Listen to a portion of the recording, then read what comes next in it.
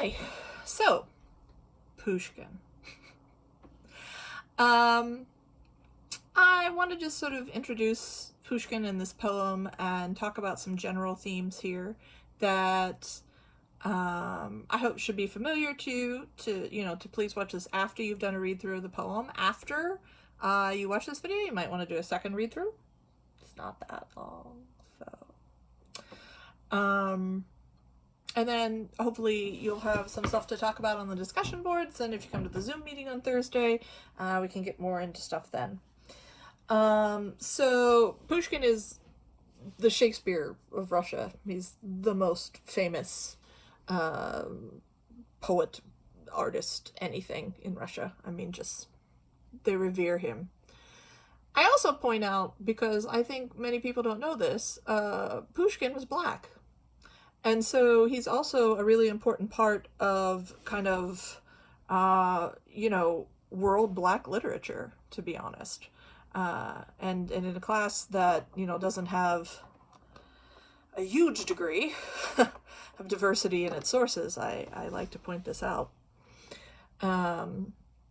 So Pushkin, we talked about the Enlightenment, that there's this sort of cultural zeitgeist that happens where in the West there's this will to truth through a certain kind of learning and reason and philosophy.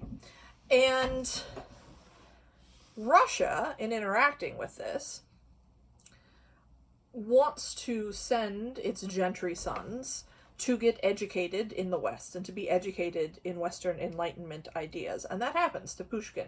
And there's many ways in which he absorbs that very well. He is just the apotheosis of a kind of classical form of poetry, like just literally the apogee of the thing, that, is the product of, this poem is from the 1830s, but is really the product of Western Enlightenment art. I warned you, though, that not everybody's in love with the Enlightenment conceptually.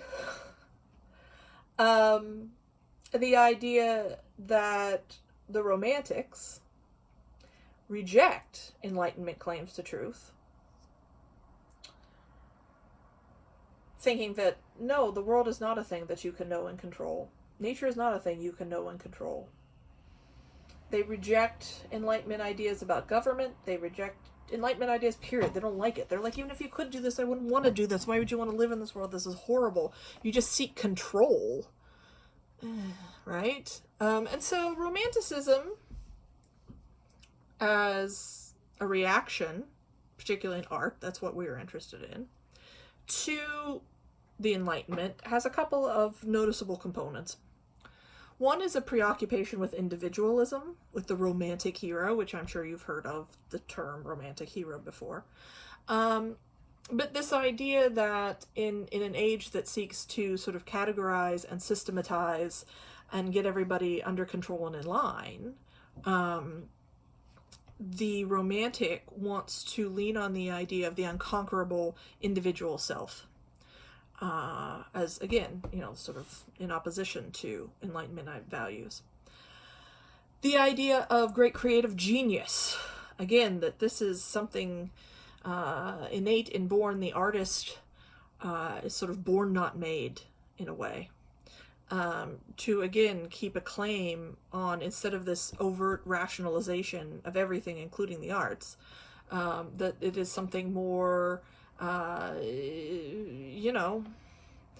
more irrational, that the individual has a secret seed of genius in them, that just comes unbidden almost, and can be tapped into and cannot be controlled and cannot be systematized and cannot be rationalized. Which is not to say that the Romantics are opposed to practice, because they also feel that the romantic hero is somebody who will just burn the candle at both ends, just absolutely will be so consumed by their passion, and passion is another sort of defining character of the romantic hero, both romantic passion. Pushkin had this incredible love story with his wife, and eventually died in a duel about it. I mean, in real life, so he's living the dream. But the Romantic hero as a literary figure shares this kind of passion for his work, for his genius, for his art, for his women, for his... I mean, this whole thing, right? The Enlightenment rejects the idea of the systemization and the control of nature. It instead leans heavily on the idea of sublime nature. And when they talk about sublimity, one definition of sublime is that which exists but cannot be represented. And something, you know, if you've ever stood and watched a thunderstorm and that sensation of just awe, that is both fear, right? But also something marvelous, right? That sensation is the sublime. And the emphasis on the sublimity of nature is a big part of the Romantic reaction against the Enlightenment's attempt to sort of control nature.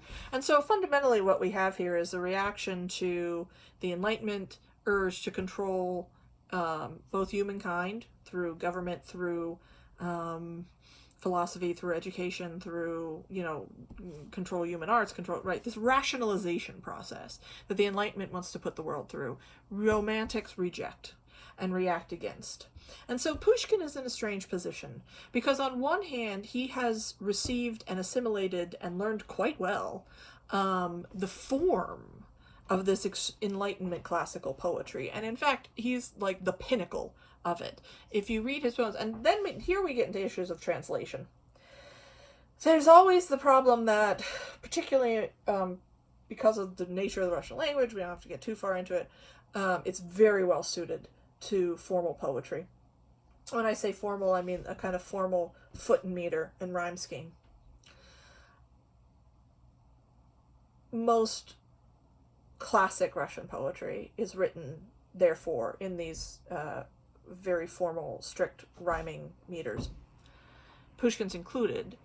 The problem is, therefore, in English, which is different spelling conventions and so forth, you can kind of translate either for foot and meter, stanza, etc., like the form. You can translate for the form, or you can translate for word meaning. And oftentimes, walking the line loses one or the other. I think this is a pretty good translation, but it's tough, right? So we'll just have to go with that. That's something to bear in mind. But in native Russian, just this pinnacle of classic, formal structure of poetry. But in terms of values, Pushkin, especially young Pushkin, is more of a romantic. And so those ideas, and so there's already a tension here in this poem, and I want us to think about some of the other tensions in this poem. So right away we already have a tension between this set of romantic values that Pushkin, particularly as a younger man, has as an artist, and the incredibly classical structure of the poem, the language itself, right? And so there's other tensions in this poem, conflicts even amongst Pushkin. We start out in the introduction to this, what is labeled Introduction, A Tale of St. Petersburg. On a shore washed by desolate waves, he stood, full of high thoughts, and gazed into the distance. The broad river rushed before him, a wretched skiff, sped on it in solitude. Here and there, like black specks on the mossy, marshy banks, were huts, the shelter of the hapless Finn, and forests never visited by rays of all the mist-shrouded sun rustled round. So you see we've lost the rhyme. What are you going to do? And this introductory stanza is talking about Peter the Great, who made St. Petersburg where there was no city before, right? And we mentioned this last week too, that the beginning of westernization in Russia comes at the end of the 1600s. In the beginning of the 1700s was Peter the Great building St. Petersburg and deliberately working to westernize Russian government, bureaucracy, the church, culture in general, right? And he thought, from here we will outface the Swede. To spite our haughty neighbor, I shall found a city here. By nature we are fated to cut a window through to Europe, to stand with a firm foothold on the sea. Ships of every flag on waves unknown to them will come to visit us, and we shall revel in the open sea. So the first person we're introduced to as a character in this poem is Peter the Great. And the italics are from the original. On a shore washed by desolate waves, he stood. That emphasis on the pronoun is like you're talking about God, right? Full of high thoughts. And here, right, we will build a city. Right, this idea of this larger-than-life figure who is going to outface nature and outface his enemies, and he does it. I mean, St. Petersburg is the capital of Russia after it's built. It's this immense, gorgeous, gorgeous city that he builds on a swamp in the middle of nowhere out of nothing. Peter the Great makes it happen. Peter the Great makes a lot happen, right? And so this towering figure who just overmasters nature, this hero of the Tsar, right? And so already we're thinking about, those kinds of power, the idea of control of nature, control of man, etc., etc. And Pushkin then goes on, 100 years have passed, and the young city, the grace and wonder of the northern lands, out of the gloom of forests and the mud of marshes, splendidly has risen. And he goes on like this for quite a while, right? I love you, Peter's creation. I love your stern, harmonious look, the Neva's majestic flow, her granite banks, the iron tracery of your railings, the transparent twilight, and the moonless glitter of your pensive nights. Right? I mean, he goes on and on. He explicitly is like, I love you, Peter's city, right? And so and St. Petersburg itself physically is also a manifestation of classical forms. It's literally built in this neoclassical Enlightenment architectural fashion. It has this rigid street grid, right? This whole, all the statuary, all the architecture, everything is Western, and in particularly this neoclassical tradition that is popular at the time because of this sort of Enlightenment rediscovery of the supposed of classical learning of ancient Greece, of Rome, of the reignition of this tradition of classical learning and rationality and reason and science and blah blah blah, right? Greek democracy and so forth. And so Pushkin is explicitly saying how much he loves this representation of, right, the West and its values and its art and its architecture and the Tsar who made it, who in his incredible power has conquered nature. Okay, but then on the other hand, now we move forward. And we meet Yevgeny. And in the shadow of all of this glory and wonder and bigness, right, here is our little man. And this actually introduces into Russian literature the idea of, in an important way, the little man, right? The little humble clerk or whomever that is just trampled by social conditions in Russia, in what becomes the Russia of the Tsar Nicholas II. This, as Pushkin writes, the Tsar is Alexander. He doesn't look too great in this poem. The Tsar that comes next is Nicholas I, and his Russia is, well, we'll talk about that when we'll get to Gogol. But anyway, there starts this tradition in literature throughout the 19th century of Russia of this discussion of the poor beaten down little man, the everyman. And here is poor Yevgeny, and we know, he has reasonable little dreams, right?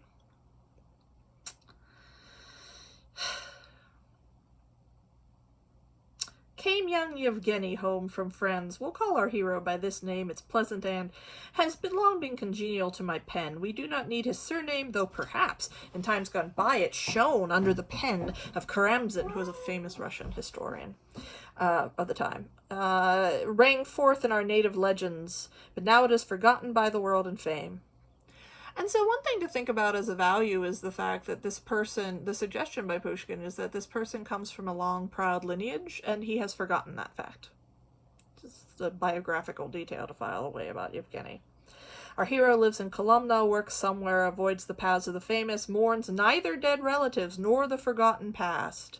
And I would argue, and this just has to do with knowing something about Pushkin's biography, this is actually a character flaw as Pushkin is concerned. Mourns neither dead relatives nor the past is a kind of disconnection from both personal familial tradition and legacy and from civilizational, like Russian history and tradition that I think Pushkin, and again, just kind of take my word for it, would see as a fault, actually. So that's something, he makes note of it. And yet, Pushkin also explicitly sympathizes. He's on the side of little Yevgeny, right? So already there's some tension, some more tensions here, right?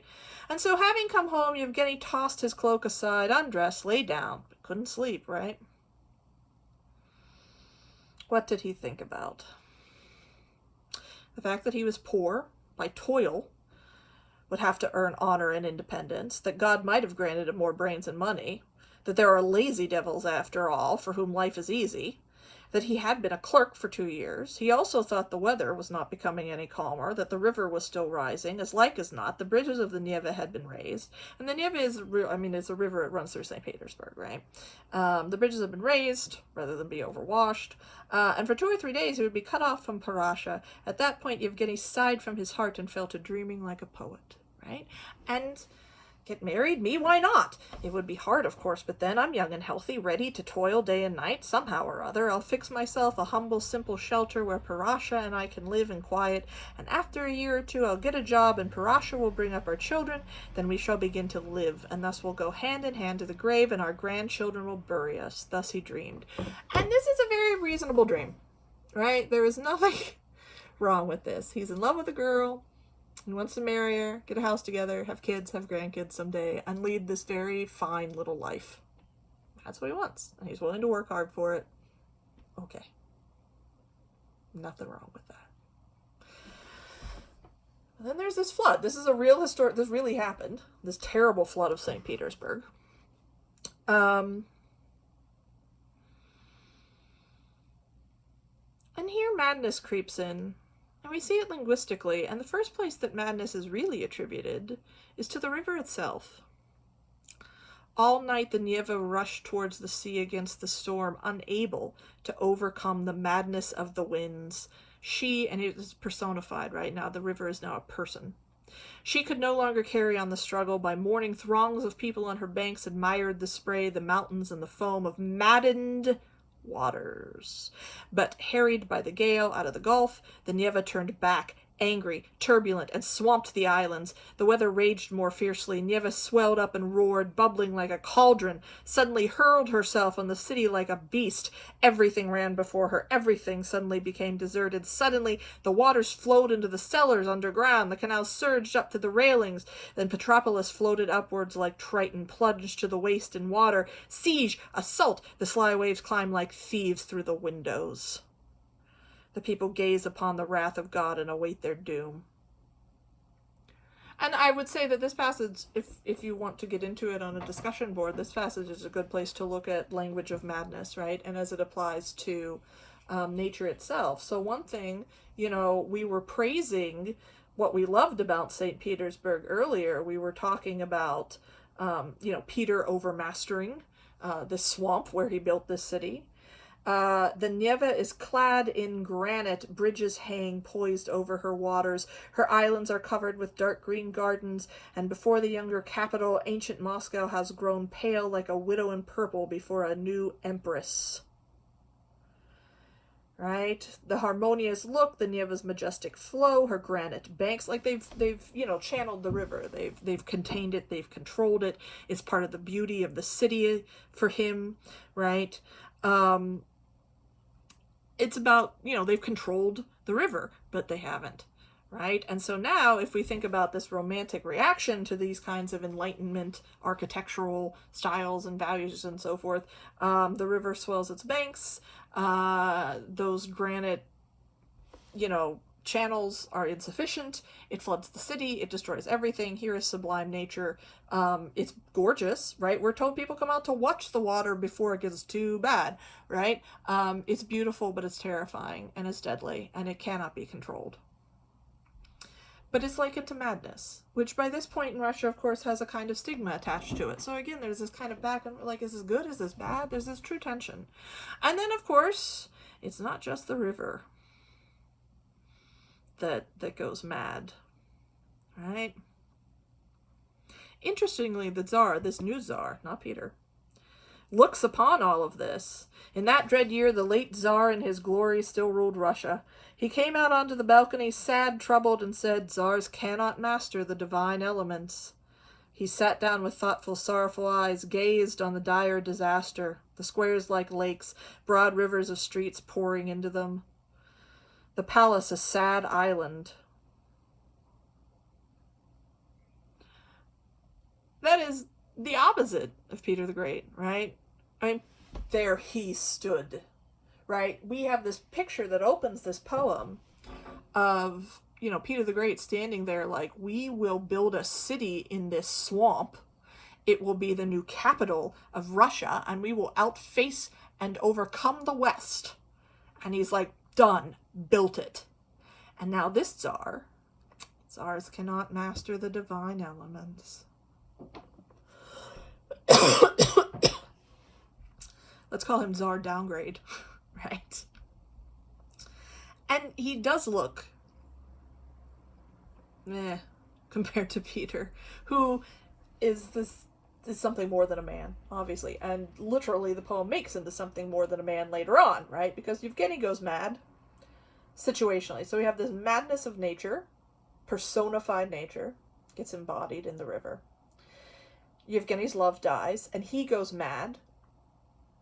And one could say that, if the poem descends there, that's this just kind of, well, yeah, that sucked, right? That he's just gone mad with grief, and this is the thing that happens. But then we get his madness, speaking of embodiment and personification. Tsar Peter returns, right? He wonders, he becomes something like a holy fool. We could think about that. There is a famous statue in St. Petersburg of Peter the Great on top of a horse on a giant rock. It's huge. It's much bigger than lifelike. It's just this massive, when he's there, charging horse and the whole thing. You can Google this.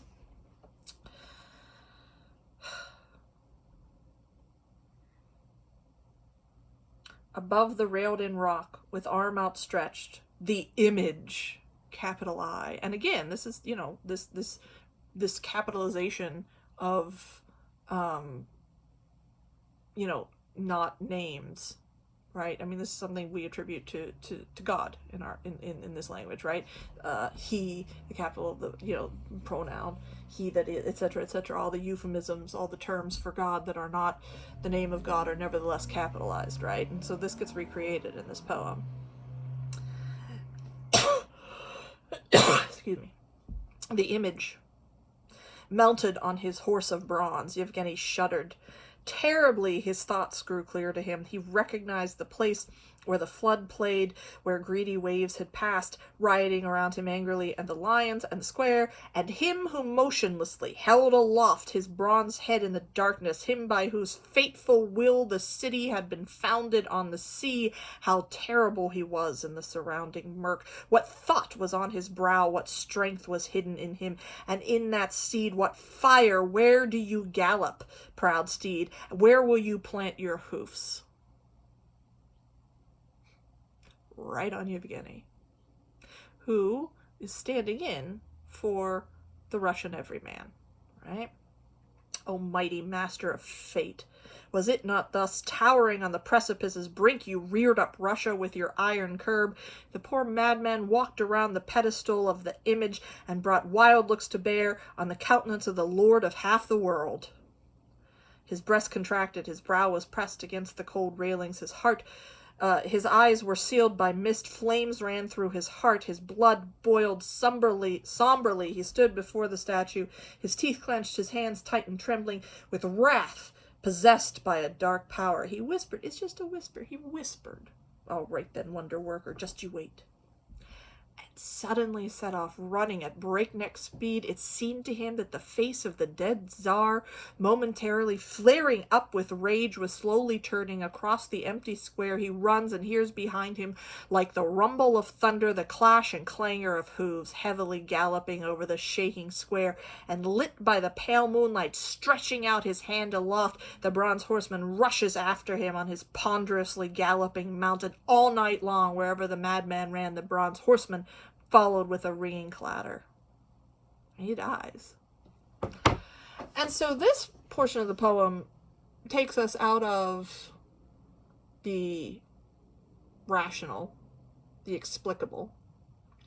I mean, even in terms of madness, right? Because, okay, a flood could be the maddening of waters, fine. And, somebody could go mad with grief. But this is something else. This is otherworldly. Does it really happen? No, probably. That's not the point at all. It doesn't matter. The point is that Tsar Peter, lord of half the world, who has raised up this city, who has sought to control nature in this way, who has sought to control mankind, too. I said his westernizing tendencies were largely about bureaucracy, were about, controlling the state, controlling the people of Russia. Here he is, bearing down, now even more godly and mighty than before, right? Larger than life, solid rock, solid bronze, bearing down, and the merest whisper against him will bring down his wrath and fury. And if we think about this in symbolic terms, I would suggest that this is not merely, Yevgeny is mad and imagining Peter the Great tormenting him. We can see this as symbolic of the average Russian, little man, the clerk, the everyman, going up against nature, going up against the state, right? The Tsar, these powers, these things that are completely divorced from him, completely operating in a different realm, and where he contacts that realm, it is death and destruction.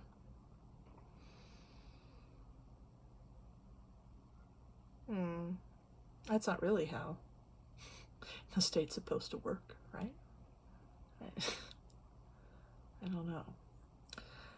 So those are some themes and some passages that I would point out to think about the meaning of this poem, the tensions in it between Pushkin, the Enlightenment educated aristocrat, classical poet that he is, but his very romantic sympathies, right? There's tensions there. There's tensions in how he's thinking about St. Petersburg. There's tensions in how he's thinking about the Tsar, or the Tsardom, right? As an office. There's tensions about how he's thinking about Yevgeny, although ultimately he does seem to sympathize with him. And